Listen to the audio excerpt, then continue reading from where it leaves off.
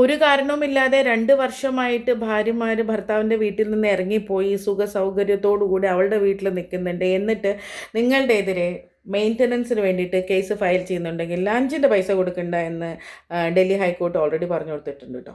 അതുകൊണ്ട് ഇങ്ങനെ ഏതെങ്കിലും ഭർത്താക്കന്മാർ ഇത് അനുഭവിച്ചുകൊണ്ടിരിക്കുന്നുണ്ട് ഇപ്പോൾ എങ്കിൽ ഈ ഒരു ജഡ്ജ്മെൻറ്റ് നിങ്ങളെ സഹായിക്കും. എന്താ പറഞ്ഞിരിക്കുന്നതെന്ന് വെച്ചാൽ ഭാര്യമാർ ഒരു കാരണവുമില്ലാതെ ഒരു ഒരു ഒരു റീസണുമില്ലാതെ നിങ്ങളുടെ വീട് വിട്ട് ഇറങ്ങി അവളുടെ വീട്ടിൽ നിൽക്കുന്നു. എന്നിട്ട് 2 വർഷമായിട്ട് സെപ്പറേഷൻ. ഓക്കെ, 2 വർഷമായിട്ട് സെപ്പറേഷൻ. അങ്ങനെ വരുമ്പോൾ ഇങ്ങനത്തെ ഭാര്യ ഒരു കാരണമില്ല എന്നുള്ളത് നിങ്ങൾ പ്രൂവ് ചെയ്യണം കേട്ടോ. അത് അങ്ങനെ ഉണ്ടെങ്കിൽ ഈ ഭാര്യമാർക്ക് ജീവനാംശം എന്ന് പറയുന്നത് കൊടുക്കേ വേണ്ട. അങ്ങനെ ഇരുന്ന് സുഖിക്കണ്ട അല്ലേ.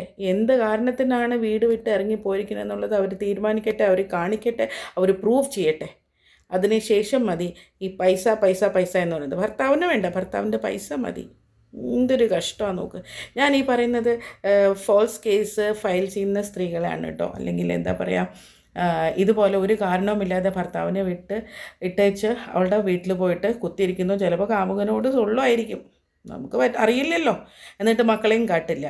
അങ്ങനത്തെ സ്ത്രീകൾക്ക് 5ൻ്റെ പൈസ കൊടുക്കണ്ട എന്ന് തന്നെയാണ് ഹൈക്കോർട്ട് പറഞ്ഞിരിക്കുന്നത്. നിങ്ങളുടെ വക്കീൽമാരോട് പറഞ്ഞു കൊടുക്കാം നിങ്ങളുടെ കേസസൊക്കെ ഇങ്ങനെ നടക്കുന്നുണ്ടെങ്കിൽ കേട്ടോ. അതുകൊണ്ട് ഈ കാര്യങ്ങൾ പറഞ്ഞു തന്നെ. Okay, by.